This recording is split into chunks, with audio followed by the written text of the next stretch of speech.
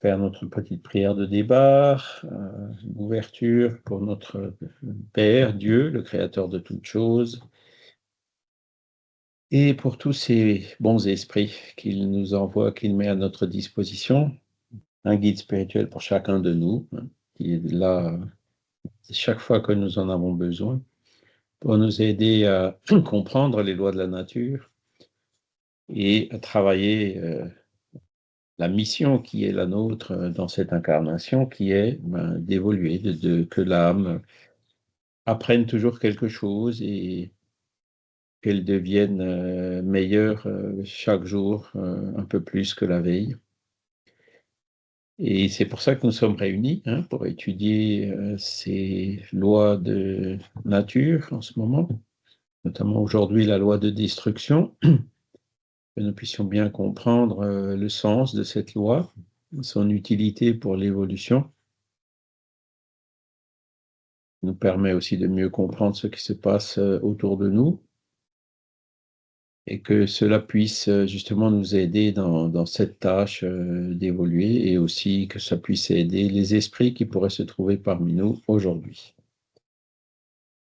Voilà. Alors, non, du coup, je vais garder un œil sur les participants. Ça va. Alors, il y a la conversation. Voilà. Vous devez tous voir mon écran. On est le 28 septembre, déjà, le mois de septembre qui se termine. Et donc, on est au milieu là, de ces lois naturelles, lois divines ou naturelles. Et aujourd'hui, on va voir plus spécifiquement la loi de destruction. Et on verra notamment les questions de qu'est-ce qui est destruction nécessaire et qu'est-ce qui est destruction abusive. Et la semaine prochaine, on verra le contrepoids de cette loi de destruction, qui est la loi de conservation. Voilà. Et après, on aura encore la loi d'égalité, de reproduction, de justice, d'amour et de charité. Et ça terminera le mois d'octobre. Alors, la loi de destruction. Donc, on verra pourquoi il y a de la destruction, pourquoi il y a pourquoi il y a, tout ce qui vit meurt un jour. C'est ce qu'on observe partout dans la nature. On verra aussi la différence entre la destruction nécessaire et la destruction nécessaire ou naturelle, je dirais, et la destruction abusive, qui, elle, c'est une destruction causée par l'homme, causée par des excès, et qui dépasse donc largement la destruction naturelle ou nécessaire. Et on verra aussi quels sont les différents types de fléaux destructeurs, et on va analyser donc les conséquences morales de ces fléaux destructeurs. D'accord ? Alors, la destruction nécessaire, la destruction naturelle, entre guillemets. Tout ce qui vit meurt. On est bien d'accord. Que ce soit des plantes, que ce soit des animaux, que ce soit des humains, on voit ce cycle de mort et de renaissance. Et c'est vraiment quelque chose qui fait partie des lois de la nature. Donc, bon, ça doit avoir un sens. Et c'est ce sens de cette destruction naturelle qu'on va essayer de comprendre. Alors déjà, il y a un premier point que Kardec souligne dans le livre des Esprits, question 728. Pour se nourrir, les êtres vivants se détruisent entre eux, et cela dans le double but de maintenir l'équilibre dans la reproduction, qui pourrait devenir excessive, et d'utiliser les débris de l'enveloppe extérieure. Mais ce n'est toujours que cette enveloppe qui est détruite, et cette enveloppe n'est que l'accessoire et non la partie essentielle de l'être pensant. La partie essentielle, c'est le principe intelligent qui est indestructible et qui s'élabore dans les différentes métamorphoses qu'il subit.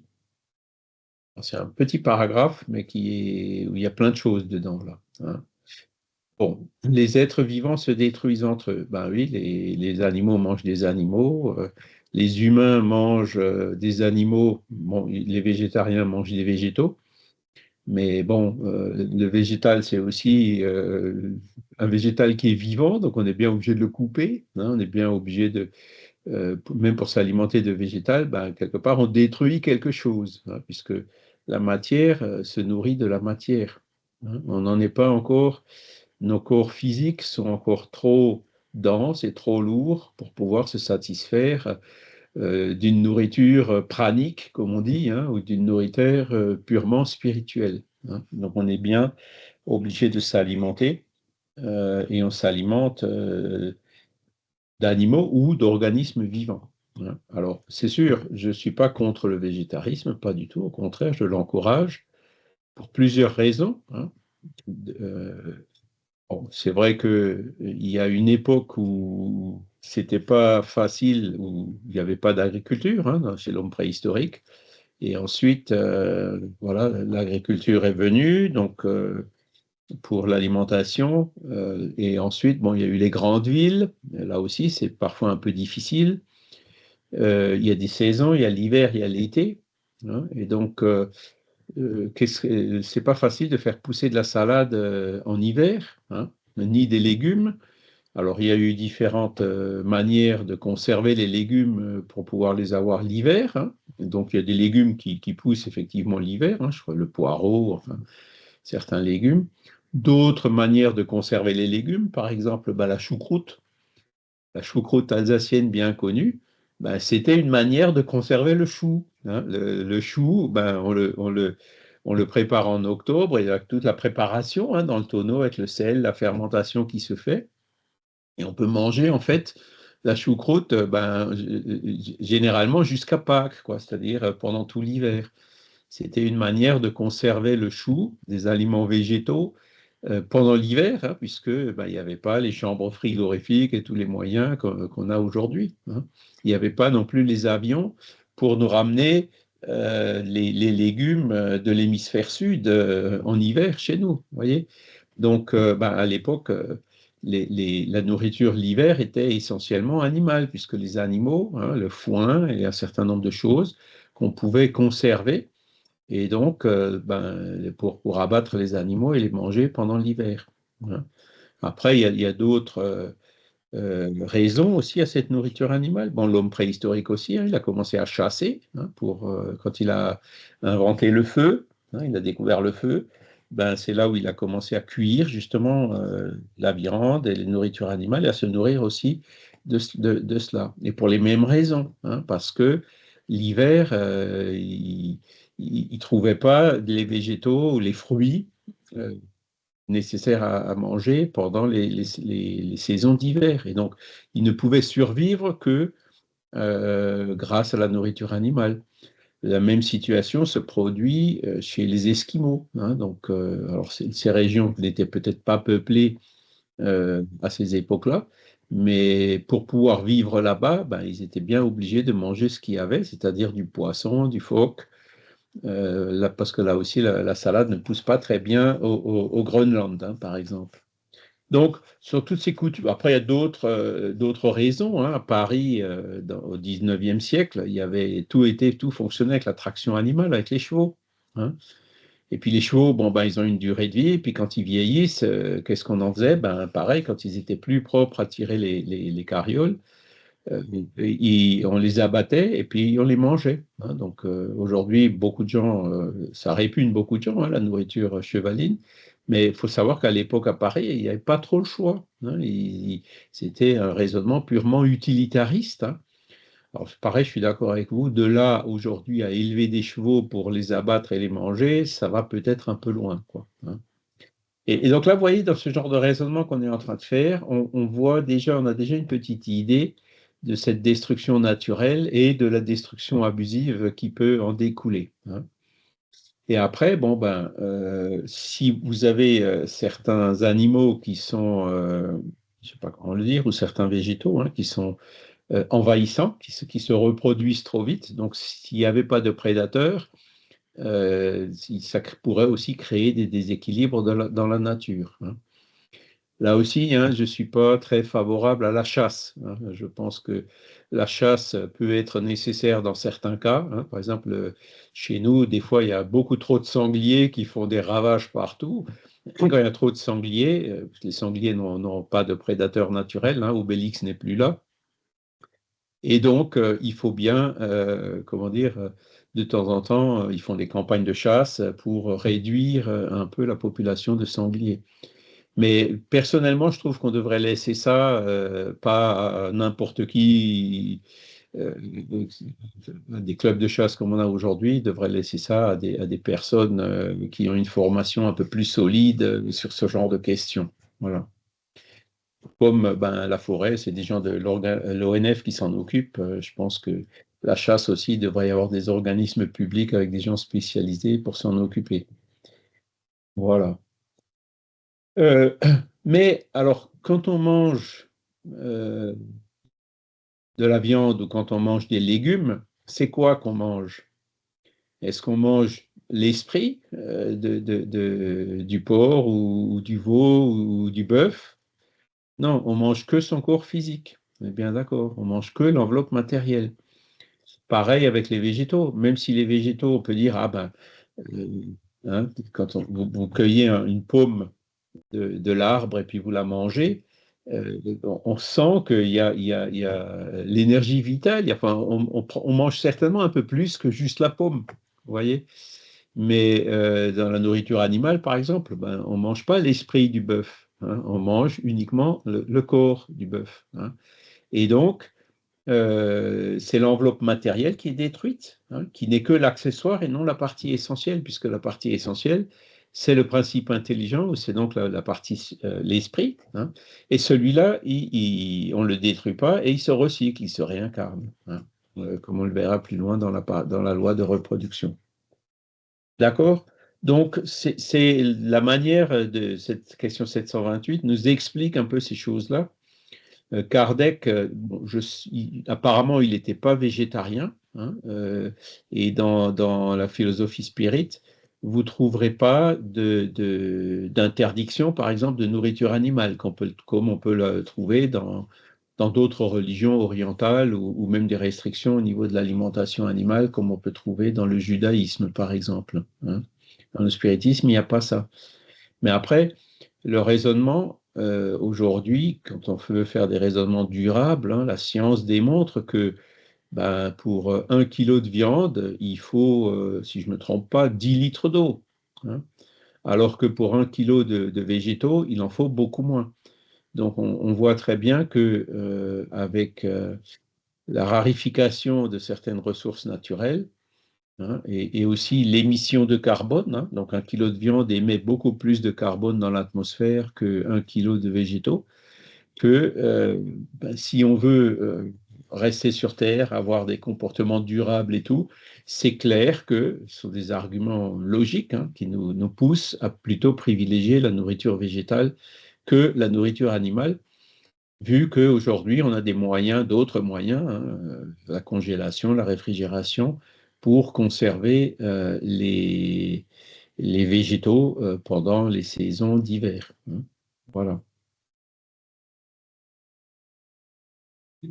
Et donc, le principe intelligent, lui, ben, l'esprit de l'animal ou l'esprit de la plante, se recycle, hein. Les plantes meurent et puis elles renaissent aussi, hein. Voilà, le grand chêne, il meurt, mais il a laissé des glands par terre qui font des petits chênes, et puis ces petits chênes poussent et deviendront grands, qui mourront, etc. Donc ce cycle de vie, de mort et de réincarnation, si on peut l'appeler comme ça pour un chêne, euh, c'est un cycle naturel dans la nature. Michel? Oui, Charles, il y a les questions 735 et 736 là, du livre des esprits qui en parlent en fait, qui parlent à Oui. la fois de la, comment dire, de la nourriture, enfin de la chasse, euh, qui ne condamne pas la chasse, mais qui condamne l'abus, et ainsi que de la, comment dire, des peuples qui ont des scrupules relatifs à la destruction des animaux, où la réponse est c'est un excès dans un sentiment louable, mais qui devient abusif aussi, et dont le mérite est neutralisé par les abus de bien d'autres sortes. Donc, en fait, le spiritisme, il est contre les abus de quelque sorte que ce soit, Voilà, c'est ça. à ce niveau-là. C'est la destruction naturelle, ben, voilà, on ne peut pas être contre puisque c'est une loi de la nature. Par contre, la destruction abusive, là, oui, hein, C'est ça. et donc, effectivement, la personne qui est végétarienne, mais qui est un criminel qui tue des personnes autour de lui, ben, il vaut mieux une personne qui mange de la viande et qui ne tue personne. En gros, c'est ce qu'il dit, hein, si je veux caricaturer un peu. Oui. Mm. Voilà, merci, effectivement. Alors, donc, chacun de ces chapitres qu'on voit, loi de destruction, en fait, c'est un des chapitres du livre troisième du livre des esprits. Donc, je vous conseille d'y retourner de temps en temps, comme l'a fait Michel, parce que vous y trouverez en fait donc les textes dans leur intégralité. Et ben voilà, on trouve des réponses quand même à des questions assez spécifiques qu'on peut se poser. Mm. D'accord. Alors, la destruction nécessaire se produit dans la nature selon la transformation biologique naturelle, le renouvellement et l'amélioration des espèces. Il faut que tout se détruise pour renaître et se régénérer, car ce que vous appelez destruction n'est qu'une transformation qui a pour but le renouvellement et l'amélioration des êtres vivants. Donc là, vous voyez que la loi de destruction contribue en fait à la loi d'évolution, à la loi de progrès. D'accord? Si vous revenez à Charles Darwin, par exemple, ben, il explique comment ben, le cou de la girafe s'allonge, hein, parce qu'elle mange des feuilles, et puis c'est que ceux qui ont le cou le plus long qui survivent, donc ils se reproduisent, ils vont chaque fois contribuer à ce que l'espèce, ben, le cou s'allonge de plus en plus. Hein. Et donc ça, c'est une parfaite illustration de ce qui est écrit là. Hein. C'est justement par la destruction, par la mort, donc, et la désincarnation, la transformation, comme il dit, et la renaissance que les espèces évoluent, que l'être humain évolue, que nous-mêmes, d'ailleurs, on évolue. Hein. On pourrait, alors Dieu aurait pu faire les lois différemment en disant, bon, bah, hop, je me fais une incarnation, ça va durer 500 ans. Mais non, c'est pas comme ça. Hein. La durée de vie d'un corps physique, ben, c'est un petit siècle, disons-le comme ça. Et donc, mais voilà, quand le corps meurt, l'esprit survit et peut se réincarner dans un nouveau corps. Donc, on va faire un programme pour une durée de vie donnée, hein, d'un corps physique. Et c'est donc en se désincarnant et en se réincarnant qu'on arrive à évoluer plus vite que, à la limite, si on était incarné pendant plus longtemps. Hein. Par exemple, bon, on peut renaître riche, on peut renaître pauvre, on peut renaître homme, on peut renaître femme, hein, pour prendre l'exemple humain, toujours dans un but et dans des circonstances qui favorisent notre évolution. D'accord? Et c'est pareil pour les végétaux. Hein, les végétaux bon, au niveau des végétaux, il y a aussi, comment dire, des maladies, des parasites, ce genre de choses, hein, qui font partie de la nature. Et le fait que le végétal meurt, et donc il y en a certains qui survivent, et c'est ceux qui survivent qui vont se reproduire davantage que ceux qui étaient sensibles aux parasites, fait que ben même les végétaux s'adaptent quelque part pour devenir plus résistants aux parasites. Vous voyez?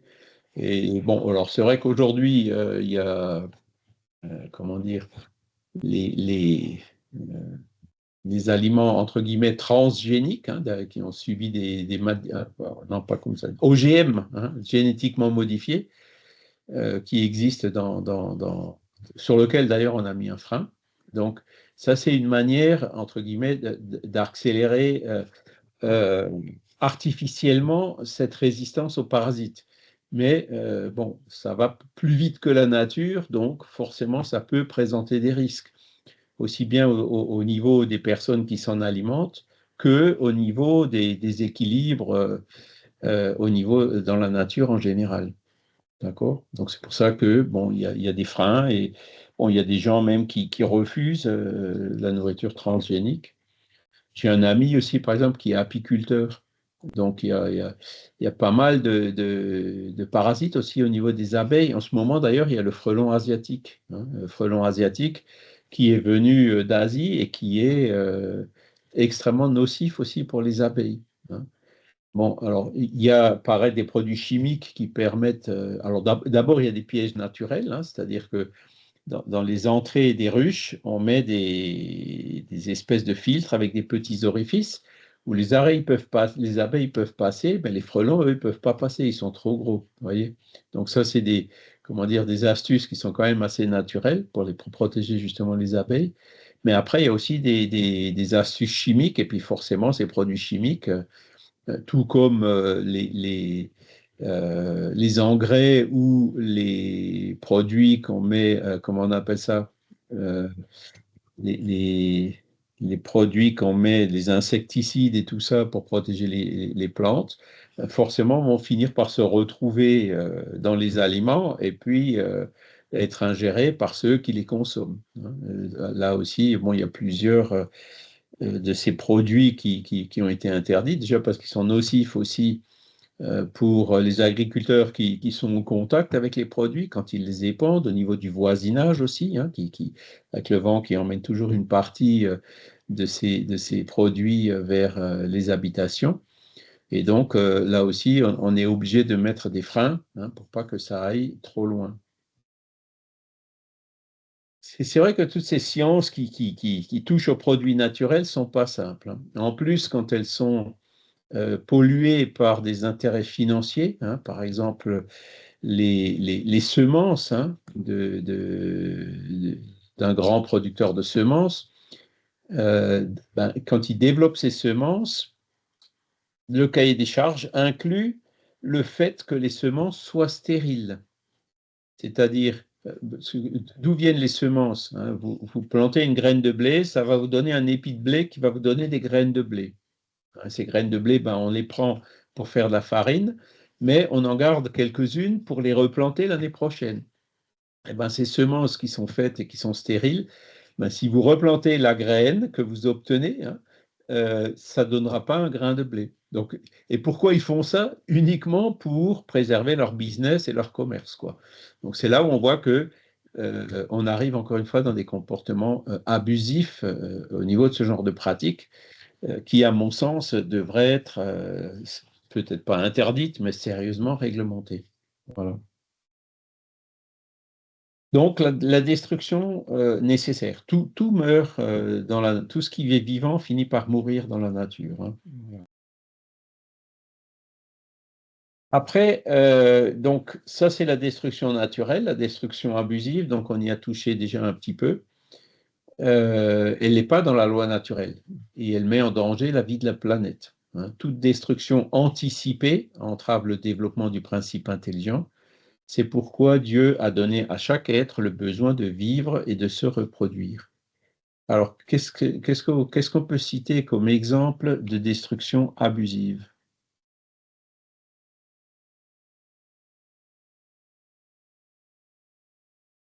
Il y en a plein, hein. C'est les guerres, par exemple, hein. Le soldat qui... Oui, Isabelle? Non, non, j'allais dire les guerres au même moment où vous l'avez dit. D'accord, ben c'est ça. Donc, il y a les guerres, il y a ben, la chasse, hein, quand elle n'est pas pratiquée. On voit... Ouais, l'autre jour, ça m'a un peu révolté, cette histoire de chasse, hein, parce que, bon, j'ai deux petits chiens, depuis je vais me promener en forêt avec deux petits chiens. Alors, près de chez nous, il y a une zone qu'on a un parc naturel régional. Et dans ce parc naturel, on voit des panneaux à l'entrée sur chaque sentier qui mène au parc. Les chiens sont interdits, même tenus en laisse. Bon, j'avais trouvé ça un peu gros, quoi. Qu'est-ce que je vais poser comme problème en restant sur des sentiers avec les deux petits chihuahuas? Je vois vraiment pas pourquoi ils vont trop loin pour interdire les chiens. Bon, alors un des chiens, il commence à avoir des problèmes aux rotules, donc il peut plus marcher comme avant. Donc de temps en temps, je vais me promener sans eux. Je me suis dit, tiens, bah, je vais rentrer dans cette réserve maintenant que j'ai plus les chiens. Donc en tant que les humains ne sont pas encore interdits dans ces régions-là. Alors après, on comprend un peu mieux. C'est comment déjà le coq, Vincent? Le coq, Je ne c'est sais plus maintenant que tu me le parles. c'est Euh, une espèce de coq qui habite. Alors, il n'y a plus que quelques dizaines d'exemplaires, donc c'est le pour grand protéger ce tétra. coq. Pardon? C'est le grand tétra. Le grand tétra, voilà, merci. Ils ont fait cette région pour ça. Bon, ok, on peut comprendre. Mais ce que je comprends moins, c'est qu'un peu plus loin sur le sentier, il y avait tout plein de 4x4 qui étaient garés sur un des sentiers, hein. et que j'entendais des chiens qui aboyaient, et puis d'un coup, un grand coup de fusil, et puis derrière, ouais! Alors là, par contre, là, je me suis dit, bon, mes deux petits chiens, ils peuvent pas y aller. Par contre, les chasseurs, eux, ils peuvent y aller. Eux, apparemment, ils dérangent pas le grand tétra. Donc, c'est là où il faut être cohérent, quoi. Vous voyez? Donc, bon. C'est pour ça que moi, je dis la chasse. Bon, alors, je comprends aussi, hein, ça rapporte des sous, hein, les concessions de chasse. C'est une contribution non négligeable dans le budget des communes. Mais bon, je pense que là aussi, il faudrait réfléchir, peut-être voir, faire les choses un peu autrement, puisque bon, dans les chasseurs, il y a certainement beaucoup de gens qui sont sérieux, hein, qui sont bien, mais il y en a aussi des autres qui sont là, avec comment dire, c'est des resquisses moyenâgeuses, quoi. C'est le plaisir de tuer. Enfin bon, voilà. Bref, je vais en arrêter là. Enfin bon, ce jour-là, quand même, j'étais pas très satisfait, hein, parce que le grand tétra, je pense qu'il n'a pas dû apprécier les 4x4, le coup de fusil et puis les chiens des chasseurs. Mais enfin bon, passons. Voilà. Et donc, il y a les guerres, effectivement. Il y a, alors après, il y a même des activités comme la pêche, hein. Vous savez que sur une tonne de poissons pêchés, il y en a plus de la moitié qui est perdue, hein, qui est soit rejeté à la mer directement au moment de la pêche, soit perdu, soit gaspillé, soit jeté, soit non consommé dans les supermarchés. Et puis là aussi, hein, combien d'aliments sont mis à la poubelle quotidiennement, quoi. Alors là aussi, on commence à faire des lois pour réduire tout ça. Mais là, typiquement, on est dans la destruction abusive, hein. On fait des choses, on plante des choses, on élève des animaux, on les abat pour que finalement ça arrive dans la poubelle. Ça va beaucoup trop loin. Après, on peut voir aussi le problème actuel, hein, de réchauffement climatique qui est lié à, à l'excès de consommation des combustibles fossiles, par exemple, hein, et d'autres activités. L'activité agricole crée aussi du carbone, hein, des gaz à effet de serre, hein, notamment le méthane, mais aussi le dioxyde de carbone. Et donc, on devrait être très sobre aussi dans notre alimentation. Par exemple, quelqu'un qui mange trop, hein, bon, pour moi, c'est aussi de la destruction abusive, non seulement de son propre corps, mais aussi de ces excès d'aliments qui sont ingérés, quoi, hein. Ça fait partie, je dirais, des réflexes que nous devrions avoir, hein, parce que les temps qui s'approchent avec les conséquences du réchauffement climatique. Donc, il y a des sécheresses, il y a des inondations, il y a des incendies, il y a de plus en plus de difficultés pour produire les aliments, forcément vont mener à une certaine tension, hein, dans la production des aliments pour la population mondiale, qui est aujourd'hui de 8 milliards d'habitants. Maintenant, vous voyez, rien qu'avec le poisson, comme la moitié est jetée, on pourrait alimenter facilement le double de la population. Et quand on regarde de près, hein, toute la destruction abusive, tous les gaspillages et les gâchis, on se rend compte que comment dire, on est en train d'abuser. Il y a une destruction abusive des ressources de la Terre, de notre planète. Donc, tout ça, ce sont des choses sur lesquelles il faut qu'on réfléchisse, hein. On ne va pas changer du jour au lendemain. Les maladies comme la boulimie, par exemple, les personnes, j'accuse personne ici, hein, si vous avez un peu de surpoids, bon, j'en ai aussi, hein, je vous l'avoue, mais comment dire, ce sont des choses qu'il faut qu'on travaille plus au niveau de notre conscient, hein. Moi, personnellement, j'ai déjà perdu pas mal de poids, et puis je vais encore en perdre un peu. Puis maintenant, j'en arrive à, quand j'ai un plat, je le pèse, hein, c'est 200, 250 grammes par repas. Alors qu'avant, quand je me rends compte de ce que je mangeais facilement le double, alors que c'est totalement inutile, hein, et en plus mauvais pour moi, hein. Et en plus, je consomme euh, trop de choses, donc du coup, il y a plus de consommation, les prix montent, et du coup, ceux qui n'ont pas suffisamment d'argent ont plus de mal à s'alimenter. Quand on réfléchit à toutes les conséquences, hein, de cette destruction abusive ou de cette consommation abusive, ça nous motive, enfin moi en tout cas, ça m'a énormément aidé pour adopter des modes de consommation plus raisonnables et plus durables. Hein. Et c'est vrai que le consumérisme aujourd'hui, qui est encouragé de partout, pour moi, c'est aussi une forme de destruction abusive. On produit des objets qui ont des durées de vie courtes, qui sont de qualité médiocre et qui bien qu'elles ont consommé beaucoup d'énergie pour être produites et transportées et tout, ben, atterrissent beaucoup trop vite à la poubelle. Et voilà, en plus, il y a la gestion des déchets aussi qu'il faut rajouter dessus. Hein. D'où ben, aujourd'hui les lois qui changent un peu et qui vont un peu dans le bon sens par la prise de conscience de ces choses-là, qui vont par exemple contre l'obsolescence programmée. Hein. Et ce sont des choses qui, à mon sens, ou alors les lois qui obligent, hein, ou les indices de réparabilité. Hein, on commence à voir ce genre de choses sur les différents produits qu'on achète. La disponibilité des pièces de rechange. Hein. Et donc, toutes ces choses-là vont dans ce sens de donner un coup de frein sur toute cette destruction abusive. Alors, il y a encore énormément de chemin à parcourir. Hein. Et donc, en gros, c'est couper tout ce qui est superflu et se satisfaire du nécessaire. C'est ça qu'il faudrait qu'on arrive à faire.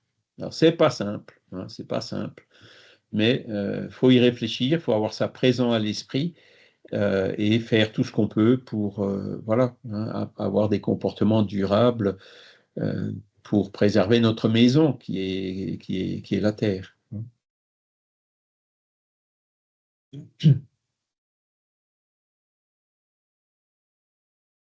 Bonjour Françoise, ça va? Vous êtes toujours d'accord? Allez, on continue un peu. Après, bon, il y a ce qu'on appelle aussi les fléaux destructeurs. Et là aussi, les fléaux destructeurs, il y en a deux types. Hein. Il y a les fléaux destructeurs naturels et des fléaux destructeurs provoqués par l'homme. Donc, parmi les fléaux destructeurs, naturels et indépendants de l'homme, il faut ranger en première ligne la peste, la famine, les inondations, les intempéries fatales aux productions de la terre. Alors, vous voyez que là, bon, faut revenir 150 ans en arrière quand Kardec a écrit ça. La peste, est-ce que c'est encore un fléau naturel aujourd'hui? Non, hein, alors Franck, il pourra peut-être nous corriger, mais voilà, la peste n'est peut-être pas complètement éradiquée, mais on a quand même trouvé les moyens de s'en protéger, de la prévenir et aussi de la guérir quand elle survient. D'accord? La famine. Alors, est-ce que la famine, c'est un fléau destructeur naturel? Ça pouvait l'être à l'époque de Kardec, parce que ben voilà, il y avait des intempéries, il y avait des feux, il y avait des inondations qui ont interrompu la production de blé, et du coup, ben, il n'y avait pas assez de blé en France, on n'avait pas encore les bateaux, les moyens de transport pour ramener le blé d'ailleurs où il n'y a pas eu ces intempéries, et donc effectivement, il y a des moments où la production alimentaire était insuffisante, hein, à cause d'un phénomène naturel. Ça, aujourd'hui, on ne peut plus trop l'évoquer. Hein, c'est-à-dire que quand il n'y a pas assez de blé dans un endroit, il y en a de l'autre endroit, on arrive à compenser. Hein. Ou alors à trouver des alternatives au blé. Enfin bref, on a différentes solutions. Donc là aussi, l'activité de l'être humain, justement, le progrès, hein, consiste à faire tout ce qu'il faut pour se protéger au maximum, donc comment dire, de ces de la famine. Hein. On trouvera toujours le nécessaire. Alors, dans nos pays, évidemment, il y a d'autres pays plus pauvres où c'est pas la même situation. Les inondations, bon, ben, c'est vrai que de temps en temps, bon, on le voit de plus en plus maintenant, justement à cause du changement climatique. Donc là, on voit déjà que bon, qu'il y a toujours eu des inondations, donc ça fait partie des phénomènes naturels. Mais aujourd'hui, l'amplification de ces inondations, c'est une réaction naturelle, mais c'est déjà une conséquence de l'activité humaine. Vous voyez? Donc, la multiplication et l'aggravation des inondations qu'on voit aujourd'hui, des périodes de chaleur, des périodes de sécheresse, c'est déjà une conséquence, c'est plus aussi naturel que ça, c'est déjà plus donc un fléau destructeur qui est provoqué par l'homme. D'accord? Après, vous en avez d'autres qui restent pratiquement intégralement naturels, comme ben, les tremblements de terre, par exemple. Hein. Tremblements de terre, bon, alors c'est vrai que là aussi, il y en a certains qui sont créés par l'homme, hein, notamment par l'exploitation pétrolière, gazière, les mines, des choses comme ça. Hein. Mais les grands séismes sont dans des failles géologiques et euh, donc font partie de ces événements qui se produisent naturellement. Mais là aussi, on voit que l'être humain agit pour s'en protéger. On ne peut pas les éviter, mais on peut s'en protéger. Pareil pour les tsunamis. L'exemple type, c'est le Japon. Hein. Au Japon, vous avez des séismes, je ne veux pas dire tous les jours, mais il y en a plusieurs par semaine. Et là-bas, bon, ben, un séisme de 6 ou peut-être même 7 sur l'échelle de Richter, on n'en entend même pas parler, quoi. Alors qu'il y a d'autres endroits où ben, vous avez tout de suite des centaines ou des milliers de morts. Hein. Et pourquoi? Ben parce que les Japonais construisent, aujourd'hui on sait construire des immeubles qui résistent au séisme et qui ne s'écroulent pas. Hein. Alors que dans d'autres endroits où les séismes sont moins fréquents, plus rares, où éventuellement on a encore des constructions anciennes qui ne résistent pas au séisme, ben c'est sûr que le moins de séisme fait que les maisons s'écroulent et puis les gens qui sont dans les maisons peuvent en mourir. Donc, les tremblements de terre sont des fléaux, entre guillemets, naturels. Mais encore une fois, quand on utilise le mot fléau, ben, tous ces gens qui meurent dans les tremblements de terre, l'esprit ne meurt pas. Hein, il se désincarne et l'esprit qui peut venir se réincarner plus tard. Quoi, hein. Donc c'est une transformation, on dédramatise la mort. Hein. Mais voilà, il faut travailler à la prévention. Donc, mon dernier projet, c'était en Turquie. En Turquie, donc, pour une centrale électrique. Et donc, à l'époque, il y a une petite dizaine d'années maintenant, ben, ils nous ont demandé de, voilà, tout ce qu'on fait, il faut qu'on soit conforme aux normes du pays. Et les normes turques sur le séisme, elles sont exemplaires, elles sont vraiment très, très bien faites. Hein. C'est vraiment du niveau des normes européennes ou américaines ou autres. Hein. C'est le dernier cri quoi, pour se protéger. Mais on l'a vu, hein, quand il y a eu le séisme en Turquie, ben, il y a des constructeurs qui sans scrupules, qui ne respectent pas ces normes, et il y a des bâtiments neufs qui se sont écroulés. Hein, alors que ça, si les normes avaient été suivies, il n'y aurait pas eu, ces bâtiments-là auraient très bien résisté, il y aurait peut-être des objets qui seraient tombés des étagères, mais le bâtiment ne se serait jamais écroulé. Hein, voyez. Et donc, là, ça montre que hein, il y a aussi le facteur humain hein, qui est là. Même quand on sait ce qu'il faut faire, ben, des fois on ne le fait pas pour des intérêts financiers ou autres. Et tout ça, ça crée aussi de la destruction abusive. D'accord? Voilà. Et ce que cette question 741, ce commentaire attire en plus comme réflexion, c'est ben, avec le réchauffement climatique, ça va devenir de plus en plus compliqué pour produire des aliments. Hein. Autant les inondations réduisent la production que la chaleur, la sécheresse, hein, que les incendies qui peuvent parfois brûler dans les champs aussi. Hein. Et on le voit pratiquement tous les jours, chaque année, ça va devenir de plus en plus compliqué pour produire des aliments. Or, la population continue à augmenter. Donc là aussi, on va être obligé hein, de réduire cette destruction abusive si on veut justement pouvoir euh, rester ici sur la Terre. Hein. Voilà, continuer à avoir des conditions pour pouvoir se réincarner et puis pour permettre à notre âme d'évoluer. Mais bon, ce sont des défis qui peuvent être élevés, hein, relevés, il y a des solutions. Ça va nous demander effectivement des remises en cause, des réflexions, utiliser l'intelligence pour se protéger, pour se prémunir, hein, pour faire ce qu'on peut, hein, pour quand même produire le nécessaire pour l'alimentation de la population.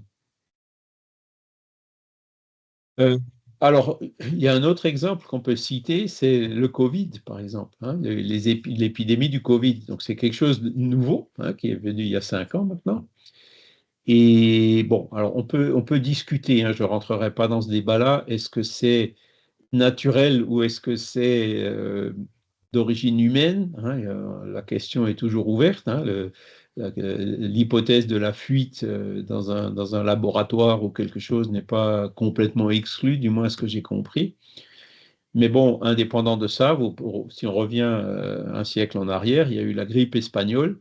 Bon, bah, c'était quelque chose du même genre, et donc ce genre d'épidémie, de pandémie, entre guillemets, peut parfois se produire de façon naturelle, hein, par les mutations au niveau euh, de, de, des virus, hein, et autres causes de ces pandémies qui font que ben, la réponse immunitaire du corps humain, elle a besoin d'un certain temps pour s'adapter. Et puis donc, ben, la grippe espagnole, je ne sais plus combien il y a eu, mais c'est des millions de morts, hein, y compris. J'ai parlé hier de Camille Flammarion aux gens de Montréal. La première épouse de Camille Flammarion est décédée de la grippe espagnole. Lui, il y avait résisté, hein. Il avait déjà presque 80 ans, mais il n'est pas mort de cette grippe. Un autre exemple dans le milieu spirit, Euripide Barzanulfo, je ne sais pas si vous le connaissez, c'était un grand médium brésilien, hein, avant Chico Xavier, ben, il est aussi mort de la grippe espagnole. Voilà. Et donc le Covid, ben, c'est un rappel en nous disant, attention, ce genre de choses, des fois, arrive, hein. Donc il y a eu des réactions, bon, qui sont discutées, hein, mais on voit que l'homme a quand même été capable, même s'il y a eu des erreurs, même s'il y a eu des exagérations, il y a eu peut-être trop de privation de liberté, etc. Ça, il faut le reconnaître. Mais voilà, on s'en est quand même. Bon, il y a eu beaucoup de morts, hein, il y a beaucoup de veuves, d'orphelins à cause du Covid. J'ai connu encore récemment une personne décédée du Covid long. Donc, c'est quand même quelque chose qui a occasionné le départ de pas mal de personnes, hein, comme on l'a vu, une surmortalité. Mais quand on voit, on a quand même survécu au Covid, hein. Aujourd'hui, on n'en entend plus parler. Je ne sais pas, apparemment, on trouve toujours encore de temps en temps des petits foyers ici ou là, mais je pense qu'on est tombé comment dire, l'immunité naturelle qui fait son travail, plus le fait que le virus est quand même nettement moins nocif ou létal que ce qu'il a été au début. Donc là aussi, on voit que la nature fait bien les choses. Voilà. Alors, les fléaux naturels, donc on vient de les citer. Maintenant, les fléaux provoqués par l'homme. Alors, ils sont assez durs dans la réponse, là, 742. Ces fléaux destructeurs provoqués par l'homme révèlent la prédominance de la nature animale sur la nature spirituelle et l'assouvissement des passions. Dans l'état de barbarie, les peuples ne connaissent que le droit du plus fort. C'est pourquoi la guerre est pour eux un état normal. À mesure que l'homme progresse, elle devient moins fréquente parce qu'il en évite les causes. Et quand elle est nécessaire, il sait y allier l'humanité.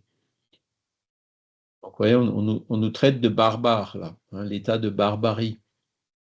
Est-ce qu'on en est complètement sorti? Bon, je vois qu'il y a encore des guerres, hein, et des guerres qui produisent beaucoup de morts, de la famine, etc. Bon, voilà, bon, je crois que on est tous d'accord sur le fait qu'il faut maintenant tout faire pour arrêter ça. Il y en a assez, on ne peut plus permettre ce genre de choses, hein, quel que soit le motif d'ailleurs, hein.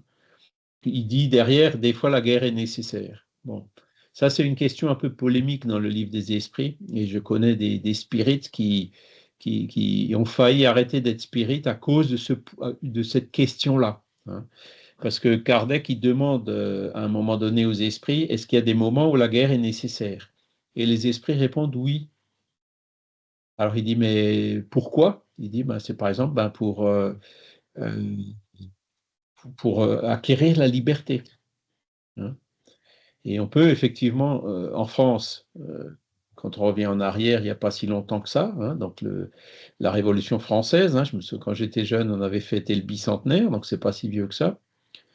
Ben, est-ce que c'était nécessaire? Est-ce que c'était abusif? Bon, quelque part, c'était nécessaire, parce que sinon, on serait peut-être toujours encore aujourd'hui sous le joug des rois et des dictatures religieuses, j'en passe, quoi, hein. Donc, il y a des moments quand on veut On voit aujourd'hui certains pays qui sont encore dans ce genre de situation. La Corée du Nord, par exemple, comment est-ce qu'ils vont se libérer du régime qui est là-bas, hein? Comment est-ce qu'on se libère du régime des dictateurs? Alors, ce n'est pas forcément des guerres, mais ce sont des révolutions des actions un peu plus fortes qui occasionnent effectivement des fatalités qui sont nécessaires pour changer ces régimes-là. Ça ne se fera pas forcément ou difficilement dans la douceur, voyez. Et ça, les esprits le reconnaissent. Ils disent qu'il y a des moments où la guerre est nécessaire. Mais bon, voilà, je pense qu'il faut effectivement que c'est un état, qu'on considère ça comme un état temporaire et que bientôt, le plus tôt sera le mieux, on parlera de ces choses-là au passé, qu'il n'y aura plus de guerre et que les guerres ne seront plus nécessaires. Michel? Oui, dans le livre des esprits, ils disent en effet que la guerre est nécessaire pour la liberté et le progrès. Et en fait, on s'aperçoit bien de toute la recherche qui est faite pour la guerre. Par exemple, le réseau Internet, c'était militaire au départ. C'était pour qu'un message arrive de façon sûre à son destinataire. On voit bien la recherche qui est faite actuellement pour tout ce qui peut voler, aller de plus en plus loin, etc. Et c'est vrai que, et qui sert après dans le civil aussi. L'inverse est vrai aussi d'ailleurs. Mais la liberté et le progrès, c'est une sacrée réponse des esprits quand même et qui nous mène à qui nous apporte de quoi réfléchir, quoi. Oui, c'est sûr. Ça. C'est vrai. Et un autre exemple que je citerai, que j'ai peut-être déjà cité, c'est au XXe siècle, on a eu 2 guerres mondiales. Alors nous, on ne les a pas connues. Mais moi, mes parents l'ont connu, hein, et je suis né 15 ans après la fin de la Deuxième Guerre mondiale. Et quelque part, j'ai vu les, les- les avancées qu'il y a eu grâce à cela, hein. Entre autres la communauté européenne, le fait que la France et l'Allemagne, qui étaient pourtant ennemis depuis plus longtemps que ça, hein, depuis même le XVIIIe siècle, hein, avec les Prussiens, ben aujourd'hui sont des peuples amis, hein. Pourquoi? Parce que la prise de conscience s'est faite, on ne veut plus de ces guerres, hein. Maintenant, bon, on est différent, on ne parle pas la même langue, on ne raisonne pas pareil, on a une culture différente, on approche les choses différemment, mais justement, en sommant ces différences, on voit tous les avantages qu'il y a, hein, plutôt que de se rejeter ou de se chamailler. Voilà, il y a eu cette prise de conscience, elle s'est faite, puisque maintenant, ça fait 80 ans qu'on est en paix, du moins entre la France et l'Allemagne. C'est vrai que maintenant, le danger, il vient d'un peu plus loin, mais c'est pour d'autres motifs. Et donc là, on voit qu'il y a quand même des choses du positif qui est ressorti de cette guerre. Et justement, le fait de dire, ben, on s'en lasse, il faut vraiment maintenant vraiment arrêter avec ça. Il y a des régions dans le monde où on a quand même assez bien réussi à le faire. Même si on a toujours encore des néo-nazis, des tendances extrémistes ici ou là, des nostalgiques ou je ne sais quoi. Bon, mais pour l'instant, ça tient, hein, ça tient. Voilà. Donc, derrière toutes ces destructions abusives, il y a cette prise de conscience qui se fait et donc qui nous pousse justement à évoluer, à concevoir des sociétés qui sont meilleures. Alors, il y a encore beaucoup de chemin à faire, hein, je vous le conçois, mais cet exemple montre comment, voilà, il y a des choses qui ont été faites pour prévenir que l'épisode ne se répète. Pour sortir de l'état de barbarie, comme on dit, hein. Le droit du plus fort, hein. On n'en est pas. Bon, c'est vrai qu'aujourd'hui, ce qui est un peu inquiétant, c'est que les grandes puissances mondiales, hein, bon, les États-Unis, la Chine, euh, sont un petit peu en train de basculer dans. Bon, la Chine est déjà hein, dans un régime assez, disons, pas trop démocratique, si on peut le dire comme ça. Et donc, qui peut très bien un jour dire, ben, avoir des velléités, un peu comme la Russie, hein, de dire, ben voilà, je veux étendre. Donc, on n'est pas complètement encore protégé de ce genre d'attitude, hein. Comment ça va se passer, je suis incapable de le dire, mais voilà, faut qu'on continue dans ce sens de dire on veut plus de ça, on veut plus de toutes ces guerres. Et faire tout ce qu'on peut faire pour qu'elles ne se reproduisent pas. Donc la guerre, clairement, hein, j'avais demandé un jour l'empreinte carbone de la guerre en Ukraine. Et c'est colossal, hein, c'est colossal. Bon, il y a le combustible, il y a les destructions, tous les immeubles qu'il faut reconstruire, les bombes, hein, les incendies, c'est colossal. Hein, je ne veux pas dire 10%, mais enfin bon, c'est vraiment des chiffres qui sont énormes. Hein, donc la guerre accélère le réchauffement climatique. Voilà. Et pour moi, je vais être franc avec vous, je pense que le réchauffement climatique, c'est une aide que nous envoie Dieu, justement pour qu'on sorte du matérialisme. Parce qu'aujourd'hui, regardez, bon, le charbon, nous, en Europe, on l'a consommé depuis longtemps, notre charbon. Il y en a encore, mais des petits bouts ici ou là. En Inde et en Chine, ils ont plein de charbon encore, hein, qui leur coûte pas cher et avec lequel ils peuvent faire plein d'électricité. Donc, nous, on dit, bon, écoutez, il faut arrêter le charbon. Et ils disent, oui, mais attendez, vous avez brûlé le vôtre, nous, on n'a pas brûlé le nôtre. D'accord? Donc, pourquoi vous pourriez brûler le nôtre et nous, on ne pourrait pas brûler le nôtre comme vous l'avez brûlé, quoi. Alors, il dit, je veux bien arrêter, mais vous me compensez la perte, hein, ou le remplacement par d'autres sources d'énergie, etc., etc. Bon, c'est des discussions sans fin, hein, et moi, je vois difficilement. Alors, on peut, nous, au niveau individuel, faire tout ce qu'on peut pour réduire notre consommation fossile.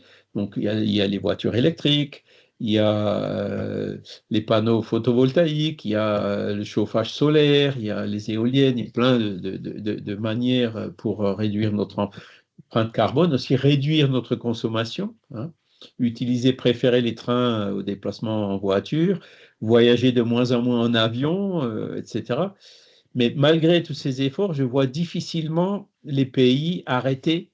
Qu'est-ce qui va contraindre la Chine ou l'Inde à arrêter de brûler le charbon dont ils disposent à foison, hein. Il faut vraiment qu'il y ait une pression populaire, une volonté politique qui en découle, qui soit forte pour arrêter, hein. Et à mon avis, ça ne se fera pas. Donc, ce réchauffement climatique et le fait que les ressources naturelles de la Terre soient limitées, hein. On est en train de voir le gaz, on est déjà passé par le pétrole, pardon, on est passé par le pic en 2008, hein, une époque où il y a eu une crise, un krach financier, si vous vous rappelez bien, 2008. Hein. Et le gaz, on est en train de passer par le maximum en ce moment. Alors c'est sûr que chaque fois, ça s'étire un peu parce que on retrouve du pétrole ici, on retrouve en Guyana, on retrouve du gaz là-bas, il y a le gaz de schiste, etc. On trouve toujours de nouvelles ressources, mais c'est clair que on est déjà dans la phase du déclin.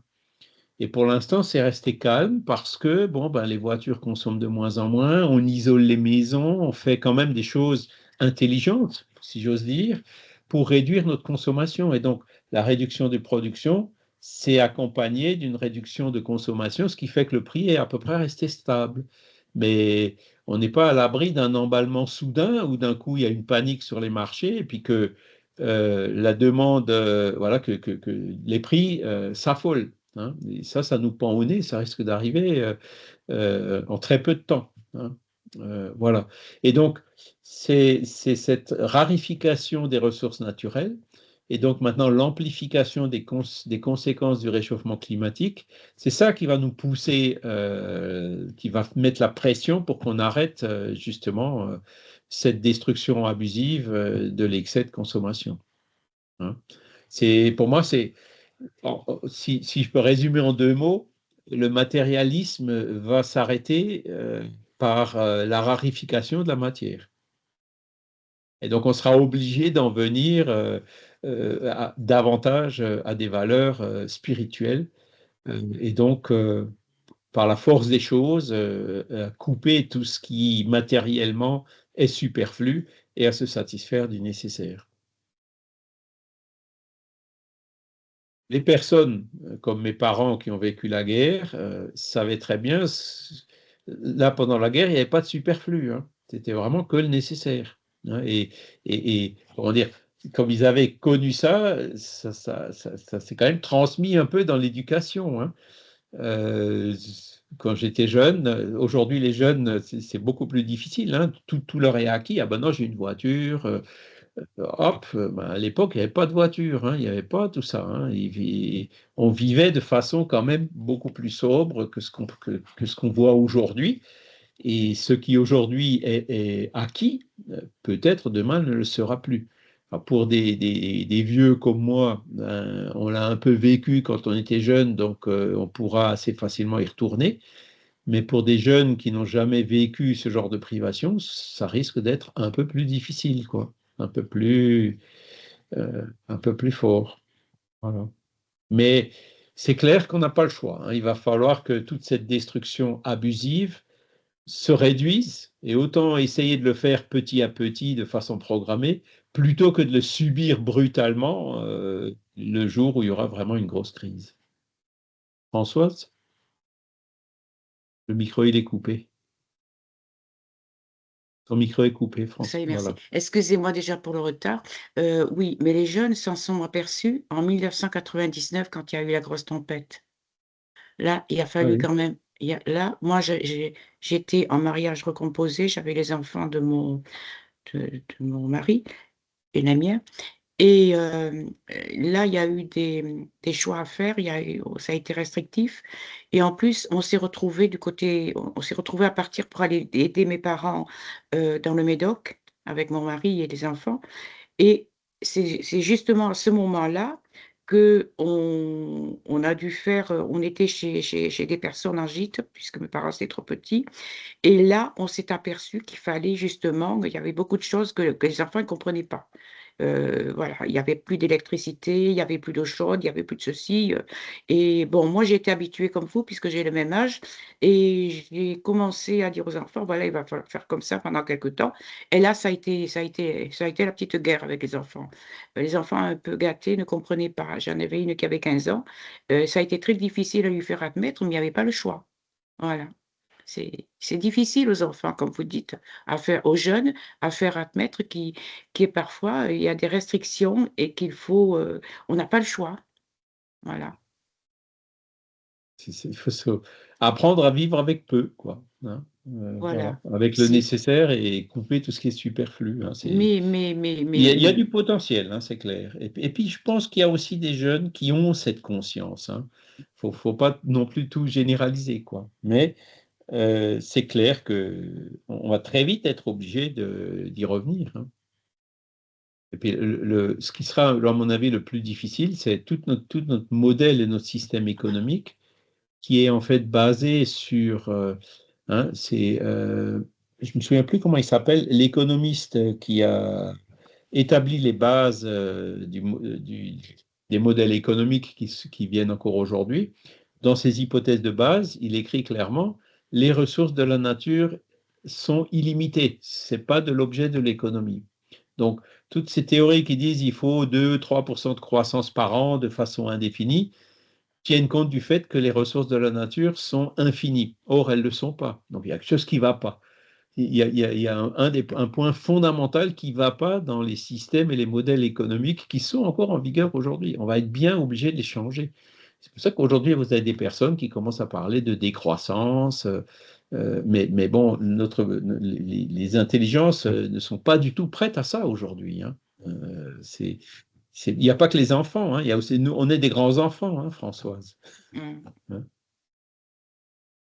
Alors, le dernier point, ah non, l'avant-dernier, les fléaux destructeurs frappent l'humanité pour la faire avancer plus vite. N'avons-nous pas dit que la destruction est nécessaire à la régénération morale des esprits, qui puisent dans chaque nouvelle existence un nouveau degré de perfection? Mais ces bouleversements sont souvent nécessaires pour faire arriver plus promptement un ordre de choses meilleur et en quelques années ce qui eût exigé bien des siècles. Donc ça, c'est la fameuse question 737 du livre des esprits. Pourquoi il y a des tremblements de terre avec des milliers de personnes qui meurent, le Covid avec des milliers de personnes qui meurent et tout? Ben, quelque part, c'est comme il le dit là, pour faire arriver plus promptement un ordre de choses meilleur en quelques années, ce qui eût exigé bien des siècles. Quand tout va bien, on s'accommode, on n'évolue pas beaucoup. Mais c'est quand il y a ces grands événements que là, on se remet en question et qu'on évolue. Hein. Et le Covid, c'est un exemple. Et beaucoup de gens se sont remis en question. Est-ce que c'est vraiment comme ça que je veux vivre? Hein. Et il y a des gens qui sont partis de la ville pour revenir à la campagne, hein, puisque les villes aussi, c'est des gouffres au niveau carbone. Hein, il vaut mieux vivre à la campagne qu'en ville pour des raisons écologiques aussi. Hein. Et il y a même des personnes qui sont venues au spiritisme, qui ont commencé à s'intéresser au spiritisme pendant le Covid, hein, en disant, mais qu'est-ce que c'est que la mort?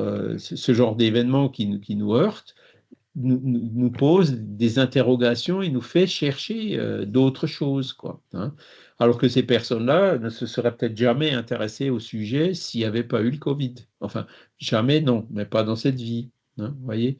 Donc, même ces grands fléaux destructeurs, hein, comme les pandémies, les tremblements de terre, ces fléaux naturels, ou même abusifs créés par l'homme, ont cette fonction d'éveiller les consciences pour dire, voilà, attention, on va retrousser nos manches et puis faire quelque chose pour arriver à un ordre de choses meilleur, comme il dit. Question 743, donc ça c'est « Les guerres disparaîtront de la planète ». Heureusement. Hein. Quand les hommes comprendront la justice et pratiqueront la loi de Dieu, alors tous les peuples seront frères. C'est simple, hein. Jésus l'avait déjà dit il y a 2000 ans, on n'a toujours pas compris, le spiritisme le dit, le répète, mais bon, voilà, elles disparaîtront de la planète, c'est-à-dire qu'on le comprendra un jour. Hein. Que voilà, entre un Russe et un Ukrainien, c'est les mêmes esprits qui se réincarnent, entre un Gazaoui et un Israélien, entre un Coréen du Nord, un Coréen du Sud, et j'en passe. Hein. Donc, on est tous fils du même père, les mêmes esprits se réincarnent partout, dans toutes les ethnies, dans toutes les régions du monde, riches, pauvres. Hein, et si le jour où on a vraiment compris ça, voilà, ça nous poussera justement à pratiquer la justice, c'est-à-dire à nous mettre en harmonie avec les lois naturelles. Et donc, oui, les guerres disparaîtront un jour de la planète. Cette destruction abusive disparaîtra. Voilà. Donc, je pense qu'on a fait le tour. Est-ce que vous avez encore des questions? Vous voyez que la destruction, ça peut paraître péjoratif, etc. Mais là, maintenant, on comprend un peu mieux ce qu'il y a derrière, donc que la destruction n'est qu'une transformation et que c'est quelque chose qui accélère l'évolution. Franck?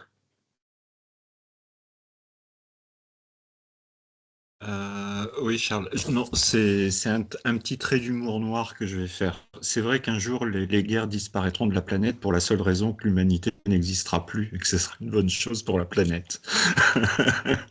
C'est effectivement, mais tu as raison d'en parler parce que, vous savez, les aires géologiques, il y a des noms avec derrière la terminaison Cène.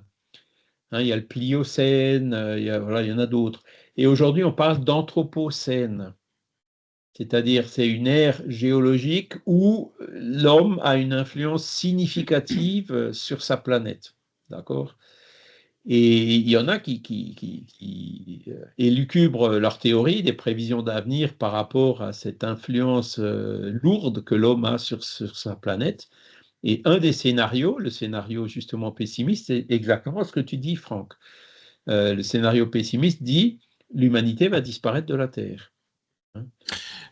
C'est d'ailleurs la raison pour laquelle c'est vrai, enfin, on peut potentiellement s'éloigner du spiritisme parce qu'on voit que ce sont des textes qui sont extrêmement datés, qui sont totalement déconnectés de la réalité, de l'évolution des sociétés et que là on est largement, enfin on est avant la Première Guerre mondiale.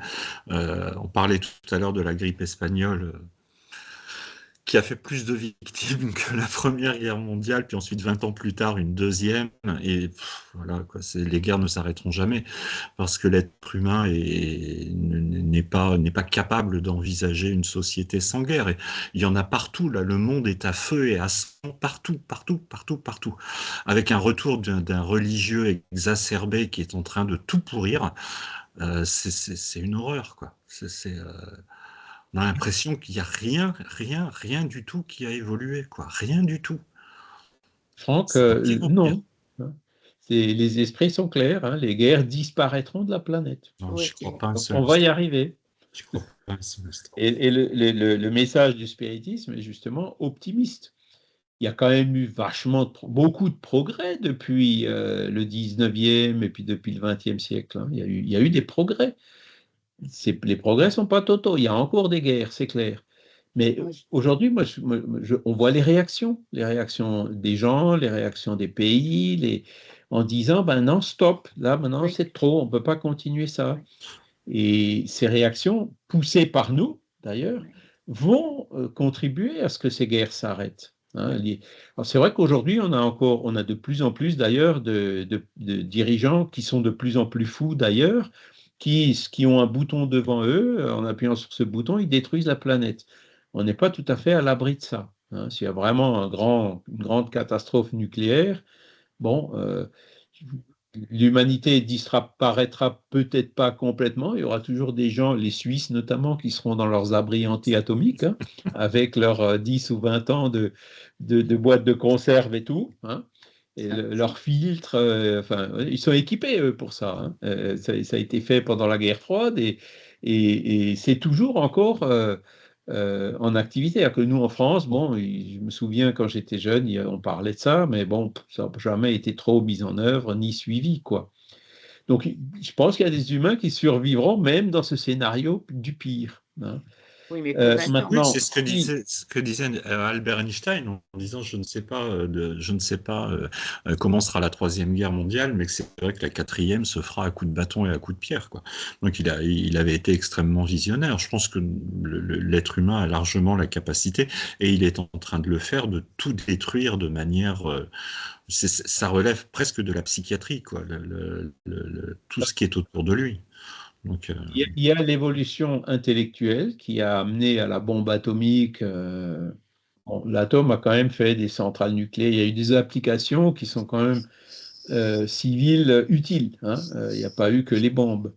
Mais cette évolution intellectuelle, avec la compréhension justement que le spiritisme apporte, comme on l'a vu plus haut, que l'essentiel, c'est pas dans la matière, mais c'est dans l'esprit, hein, va amener aussi à cette évolution morale, hein. Et donc, ces scandales qui arrivent, toutes ces guerres qui durent encore, tous ces régimes dictatoriaux, oppresseurs et tout, ben, ça suffit, quoi. Il y a de plus en plus de gens qui disent on n'en veut plus.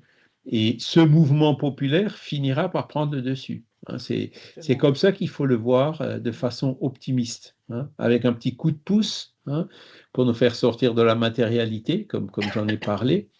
Il faut rester optimiste. Le message spirit est optimiste. Les guerres disparaîtront de la planète, hein. On s'en sortira, contrairement aux apparences. Alors, moi, j'avoue que je suis un peu comme toi, Franck, hein, je suis un peu impatient, hein. Je me dis, bon, on voit que il y a une crise, il y a des choses qui sont complètement absurdes. Bon, ça peut encore s'empirer un peu. Et une des questions que je me pose, mais jusqu'où est-ce qu'il faut que ça empire avant que vraiment ça change, tu vois? Ça, il n'y a que les esprits qui le savent, hein. Moi, j'aimerais bien que ça change maintenant, mais bon, ça peut encore prendre un certain temps, hein. Et voilà, donc il faut rester patient, mais c'est clair que les guerres disparaîtront de la planète. Après, bon, c'est vrai, je sais pas si je suis le seul, mais c'est pas que je suis impatient, c'est que je n'y crois plus du tout. Ouais, ben, Je n'ai plus du tout y compris moi-même, j'allais dire, hein, faisant partie de l'espèce humaine, je n'y crois plus, c'est tout. alors, C'est, je vais me placer dans ton état d'esprit, Franck, hein. hein? Bon, j'y crois plus. Donc, qu'est-ce qui se passe? Suppose qu'on détruise Il y a Vincent qui nous montre un livre. Suppose Oui, que toute c'est l'humanité quoi? sera détruite. Faut le mettre en conversation. Pardon. Le grand épuisement de Nelly.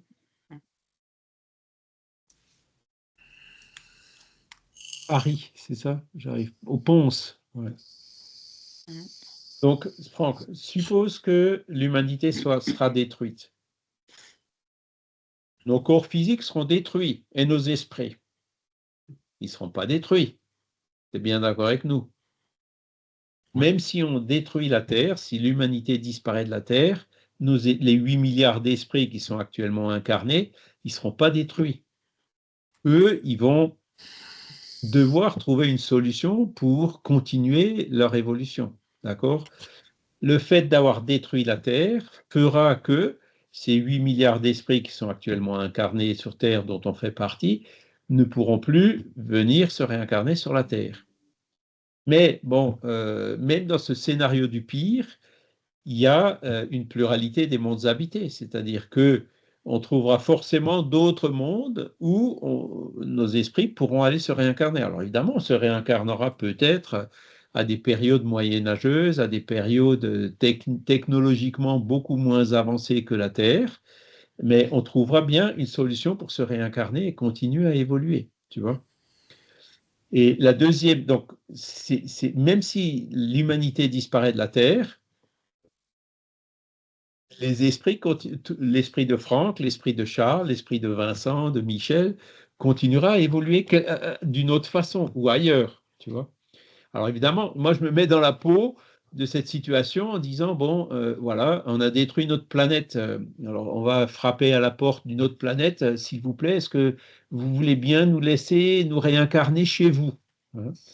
Bon, ben, ce sera du oui, non, peut-être, moins, ce sera plus vite, il y aura, ça ne se fera pas non plus de façon toujours aussi simple, hein, ça mettra peut-être un peu plus de temps, etc., mais le temps n'existe pas dans l'au-delà, tu vois.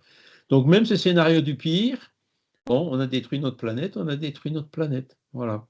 Mais les esprits, eux, ne sont pas détruits et continueront à évoluer. Donc, tu vois, même ce scénario du pire, il y a quand même une vision d'avenir par rapport à ça. Tu vois. Oui, mais Donc c'est pour ça que moi je reste optimiste en disant qu'on n'arrivera pas à ce scénario du pire, sachant que les esprits qui gouvernent notre planète, eux, savent jusqu'où ça ira et comment ça s'arrêtera. Ils le savent. Nous, on ne le sait pas, hein, mais eux, ils le savent. Et on sait très bien que ces esprits-là peuvent intervenir d'une certaine façon. Hein. Je ne vais pas jusqu'à dire que peut-être un de ces fous qui est devant un bouton pour détruire la planète l'aurait peut-être déjà fait si les esprits ne l'en avaient pas empêché. Je ne vais pas jusque-là, hein. Mais c'est des choses qui sont tout à fait plausibles. Donc si, il faut rester optimiste. Et surtout, parce que si tu baisses les bras, si tu réagis plus, ben, quelque part, la chute, ça peut... Non, il faut qu'on reste fort pour faire tout ce qu'il faut pour que cette chute ne se produise pas. Il faut rester optimiste. Et le message spirit, c'est un message optimiste. Hein, vous voyez, c'est marqué, les guerres disparaîtront de la planète. Non, on va y arriver. Il faut continuer à y croire. Vincent? Juste pour je voulais montrer ce bouquin à l'image, parce qu'en fait, c'est intéressant. Dans la loi de destruction, on le vit de façon... On vit toute notre vie de façon extérieure, c'est-à-dire comme si tout ce qui se passait sur la planète était quelque chose qui ne se vivait pas en nous. Mais nous sommes la planète. On a une vision qui est très anthropocentrée, c'est-à-dire qu'on vit tout à partir de notre corps. Mais nous ne sommes pas notre corps, nous avons un impact sur tout ce qui est vivant sur la planète. Et alors, le bouquin que je vous ai montré, c'est une femme qui a vécu un burn-out massif et qui fait un parallèle, en fait. Alors, elle a vécu ce grand burn-out qui l'a fait décrocher, c'est-à-dire que c'est des gens qui ont perdu leur travail, c'est-à-dire qu'ils ont été tellement loin dans leur destruction personnelle, ça va être des gens qui sont incapables de retravailler, qui ne peuvent plus travailler, ils sont brûlés, et ils doivent se reconstruire.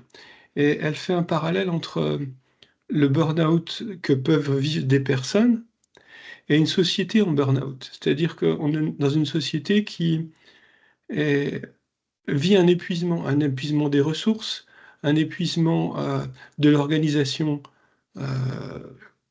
collective, et on a besoin de retrouver des valeurs et de reconstruire à partir d'un effondrement.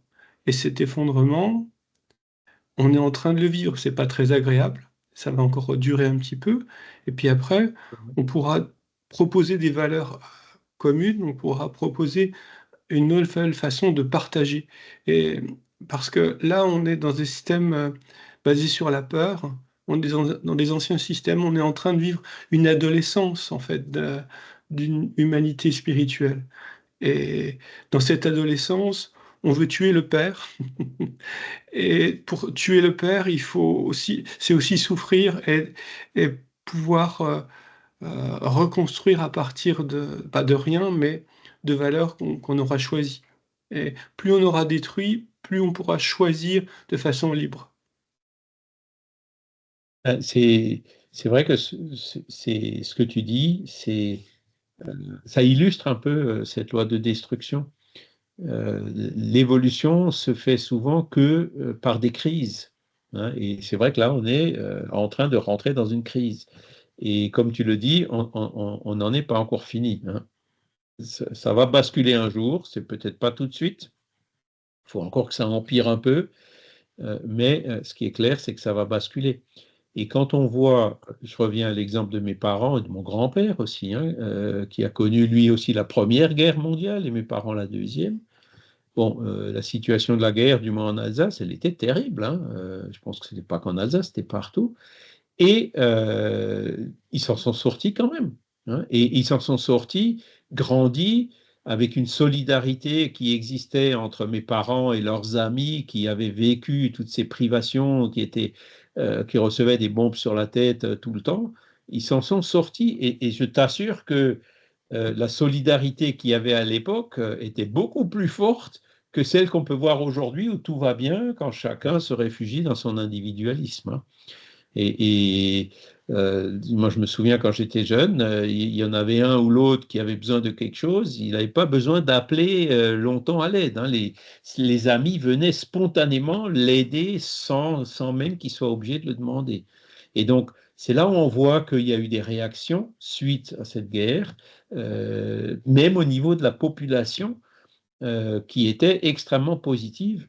Et comme l'humanité a quand même évolué un peu depuis, hein, puisque les individus qui composent l'humanité évoluent, moi je reste confiant que le jour où il y a une situation similaire qui se produit, cette solidarité continuera à exister. Et peut-être même de façon encore plus forte. Voilà. Il faut rester optimiste. Alors, je vais donner la parole à Françoise et après je reviens à toi, hein, Vincent. Vite fait, parce que je vais ressauter sur. Vous aviez dit, si la planète se détruit complètement, on se réincarne, on cherche une autre terre, enfin, pour se réincarner. Mais on ne régresse pas, on ne peut pas revenir en arrière. On est obligé quand même de trouver quelque chose qui va nous faire évoluer, mais on ne revient pas en arrière, quoi. On ne revient pas au Moyen-Âge, quoi. Ah ouais, mais on met des planètes, après, je ne veux pas dire l'embarras du choix, hein. Il y aura des planètes qui étaient comme la Terre il y a quelques milliers d'années, hein, au Moyen-Âge ou avant. Il y en aura qui seront équivalentes à la Terre, où on trouvera le même genre de situation, le même genre de problème, et il y en a qui seront peut-être même supérieurs à la Terre, hein, pour les esprits qui ont déjà évolué un peu, où là, par contre, il n'y aura plus de guerre, hein. Donc, Ah oui. chacun ira là où son affinité le Ah conduira. oui, merci. Voilà. Vincent? Juste pour rebondir sur ce que tu disais tout à l'heure, moi j'ai une famille du côté de ma mère mais qui a perdu tout en quelques minutes. C'est-à-dire que pendant la dernière guerre, ils sont allés se mettre aux abris parce qu'ils habitaient du côté des unités automobiles de Peugeot. Ils sont allés se mettre aux abris, ils sont revenus, il n'y avait plus de maison. Ouais. Et donc les voisins qui avaient déjà 4 enfants ont accueilli leur famille qui avait 4 filles. Donc ils étaient 8 enfants, plus les parents, ils étaient dans des endroits très petits, mais il y a une solidarité qui s'est construite tout de suite, parce qu'il y avait besoin. Et dans les situations extrêmes, les gens ont le réflexe de la solidarité. On n'est pas encore dans les situations extrêmes. Donc c'est l'égoïsme qui prévaut. Mais dès qu'on sera dans des situations extrêmes, ce que je ne souhaite pas absolument, hein, mais je pense qu'on y arrivera assez rapidement, on sera dans des systèmes de collaboration, d'entraide, de partage, de valeurs spirituelles qu'on n'a pas encore développées pour l'instant. La destruction, ça permet aussi ça. Ça permet aussi de choisir ce qu'on veut partager avec les autres. Et c'est Les valeurs. difficile. Ouais. C'est difficile à vivre quand on perd beaucoup, mais c'est le cycle de la vie. Quand on vieillit, par exemple, on perd des forces physiques, on perd des capacités cognitives, on perd des... Eh ben, l'acceptation de cette évolution, qui est un cycle, on n'a pas le choix, on l'accepte ou on le vit mal, mais on sera obligé de le vivre de façon plus harmonieuse, plus agréable. On peut choisir de se pourrir la vie, mais on peut aussi choisir de l'accepter. Moi, j'ai toujours dit, je me sens mieux à 60 ans qu'à 20 ans. À 20 ans, je comprenais pas les enjeux qui étaient les nôtres. On m'avait appris que le monde était infini, que Paquebot France c'était le plus beau fleuron de la France, que le Concorde c'était magnifique, que le plastique c'était fantastique. Et puis on m'avait pas dit que ben, tout ça, ça pouvait s'arrêter et que c'était un peu une illusion. Donc je l'ai appris par la suite, j'ai compris par la suite que tout ce qu'on nous a montré comme le progrès infini, ben, ça n'existait pas, c'est une illusion. Le progrès infini existe au niveau de l'esprit, par contre. Au niveau de l'esprit, mais pas au niveau Pas- matériel, en tout cas pas dans notre société comme on l'avait. On le vit dans un système prédateur, c'est-à-dire qui est encore basé sur la peur de mourir. Et vivre dans un système prédateur, dans la peur de mourir, ça a des conséquences sur notre arbre. Nous sommes sur notre arbre qui est la planète et on est en train de scier la branche sur laquelle on est assise. Voilà, et on doit apprendre à respecter l'arbre sur lequel on vit. Mhm. C'est là où il faut peut-être pas trop l'ébruiter quand on dit que c'est Chirac qui disait, je crois, quand il y a eu la COP à Paris, là, notre maison brûle et on n'a pas d'autres maisons de rechange. C'est vrai que de point de vue spirit, c'est si on a d'autres maisons de rechange, mais c'est pas une raison pour détruire notre maison ici, quoi. Hein, tu vois. Donc le progrès matériel, il va aussi continuer indéfiniment. Mais ce qui ne va pas continuer indéfiniment, c'est justement toute cette discussion abusive, parce que la prise de conscience se fera de dire non, voilà. Et on le voit. Hein, moi, je l'ai connu ça même dans ma carrière professionnelle, où au début, bon ben, ça importait peu, il fallait faire de l'électricité et tout, mais de plus en plus, ah oui, mais il faut faire moins de carbone, il faut faire moins de pollution, il faut récupérer les particules, faut que ce soit le plus propre possible. Et aujourd'hui, la valeur principale hein, de la production d'énergie, et ça c'est vraiment en Chine ou en Inde, c'est de réduire au maximum les nuisances ou la pollution, hein, c'est clair. Et donc, tout ce qui est environnement, santé, sécurité, ce sont des valeurs qui aujourd'hui sont déjà fortement installées dans les entreprises et qui le seront de plus en plus. Donc, ce mouvement est déjà en cours. Donc, l'intelligence qui s'adapte justement à... Moi, ce qui m'inquiète plus, c'est le modèle économique. Lui, pour l'instant, il n'a pas trop bougé. Donc là, il va falloir que... il bougera aussi, mais je pense que là, il faudra peut-être une crise un peu plus forte, quoi, parce que là, on arrive un peu à des extrêmes hein, qui montrent que ben, tout ça, c'est du vent, c'est que ça va s'écrouler comme un château de cartes, peut-être beaucoup plus vite qu'on ne le pense. Et ces limites matérielles, Charles, dont on parle, ce sont aussi des limites spirituelles, parce que notre façon d'interagir avec les autres a des conséquences sur la nature, quoi. L'un ne va pas sans l'autre. Et il y a des liens partout, quoi. Je veux dire, notre façon d'interagir avec tout l'environnement, les individus, tout ça, c'est un tout. On a l'impression que tout est séparé, que on est séparé de tout, mais en fait non, on ne l'est pas. C'est vrai, on fait partie de la famille humaine, cette famille C'est ça. universelle. Mais est-ce qu'on peut faire fi du voisin, de la nature et tout ça? Mais non, on fait partie de la nature, c'est évident. Mhm. Et moi, ce qui m'a beaucoup posé question à l'époque, c'était les entreprises bio que j'ai connues, qui étaient des grossistes bio. Eh bien, il y avait une écologie des rapports humains à l'intérieur de l'entreprise. Et ça m'a beaucoup plu parce que c'était aussi l'évolution spirituelle de la société. C'est-à-dire que si on mange mieux, on respecte aussi les gens qu'on nourrit. C'est Et ça? si on produit de façon équitable, on respecte aussi les gens qu'on fait travailler pour produire les produits, et les gens qui vont les consommer vont peut-être les payer plus cher. Mais je disais toujours à la personne qui produisait ces produits bio, vos produits ont une valeur spirituelle, c'est-à-dire quand on mange vos produits, on a l'impression qu'on contribue au bien commun, on a l'impression d'être régénéré énergétiquement aussi par un bien commun, quelque chose qui est plus large que le fait de manger un produit bio, quoi. C'est ça. Et en fait, ce que tu dis, ça illustre parfaitement la phrase qui dit les hommes comprendront la justice et pratiqueront la loi de Dieu. En fait, c'est ça. Hein. Et c'est à partir de là on le fait au niveau des producteurs bio locaux, mais on le fait de façon beaucoup plus large. Et c'est là où on verra que tous les peuples sont frères.